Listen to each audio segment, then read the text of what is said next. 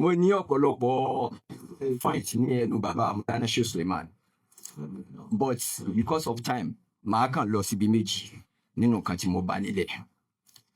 So alákọ̀ọ́kọ́ tí mi fẹ́ lọ nínú ọ̀rọ̀ tí Sheikh wa sọ, I could remember that was 2006 nínú ìpè tí bàbá Muktar Sheikh Sulaimon gbé ní Ghana lọ́dún náà, máa kí fọjá ti Sheikh Abdallah Faruq náà máa fò iná ìsẹ́yìn.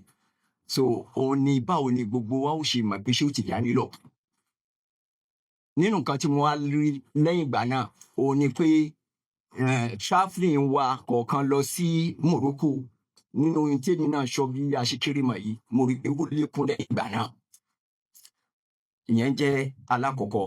Point ẹlẹ́ẹ̀kejì, òun ni pé ní mo tẹ̀lé Sheikh lọ sí ọ̀pọ̀lọpọ̀ sáfà ní Egypt ní Algeria ní Morocco ní walilahi alhamd. Mo wá ṣọ́ Tijaniyyah ní òun, mo ṣọ́ Tijaniyyah nílẹ̀ Yorùbá, mo ṣọ́ Tijaniyyah ní ilẹ̀ Haúsá. Mo wá rí pé inú nǹkan tó ń fún wa ní problem òun ni àdá ìṣesí ìlú wa ń lapa lára ọ̀nà tá à ń gbà ṣe ìjọsìn wa. So àdá ẹ̀sìn ni it's just like kini bá pé it's not òun kọ́ ni gold. So tá a bá lè ju àdá wọ wálẹ̀ bóyá a torí àbáyọ, because mo wà pẹ̀lú ní Zawiya Mọ̀lánà Sheikh Ahmad Tijani ní Morocco. Sheikh Suberu wá ń sọ fún mi nígbà tí mo kí wọn, wọ́n wá sọ fún wọn pé gbogbo àsìmáwù tó kún kálukú yín ó ní tẹ́ ẹ mọ̀ pé ẹ má gbé lásìmí àti ẹ má gbé lékè lásìmí àti wàsífà.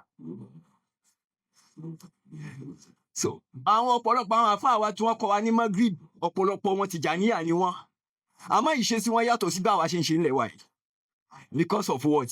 Because irú nǹkan tí Sheikh Dende pè wá fún, tí a bá lè ṣiṣẹ́ lórí àìní, tí ẹnìkan bá ní problem tẹ́ ẹ bá ń tọ́ ọmọ tẹ́ ẹ ń bá wí tí ò gbọ́, ẹ̀yin ṣáà rọ́jú ẹ tí ẹjọ́ dé yunifásitì, ẹjọ́ lọ kẹ́kọ̀ọ́ yunifásitì. By the time tó bá máa dé from the university, definitely his attitude is going to change from how he's behaving before. Abunde nari gani so saying.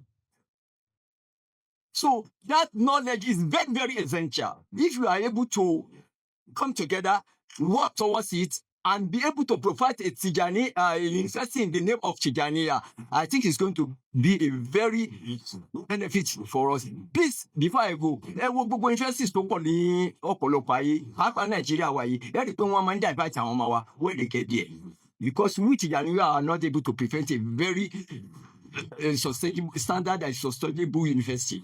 So if you are able to do it among us, gẹ́gẹ́ bí wádà tá ń pèpè lọ, ó ní pé possible pàápàá gbogbo àwọn bàbá tẹ́ bí wa yìí, ó possible kí irú ambition bí ó wà lẹ́mìí ẹnì kọ̀ọ̀kan yín náà. Irú ẹ̀ náà ní ṣé owó àkànṣọ̀kù láàbọ̀ bí àwọn ti ra yìí kan. Ó possible kọ́ ẹ pé nǹkan tẹ́ fẹ́ fi ṣe nìyẹn. So that ambition ó lè wà lọ́dọ̀ ẹnì kọ̀ọ̀kan wa, but by the time tá a bá rí pé Ọlọ́run ọba ti yọ̀ọ̀da fún ẹnìkan nù wa láti lè ṣe, why can't we come together? The power behind me, you have power behind me. Why can't we support the president and get to the proper stage? Assalamu alaikum warahmatullahi wabarakatuh. Inshallah, we can speak another time. Jazakumullah khairan jaza. We shall still invite you again for the subsequent speaking, inshallah. The time is too short. That is why I'm sorry for taking the mic away from you. So that is noted, and we are going to work on it. Ahlan bikum.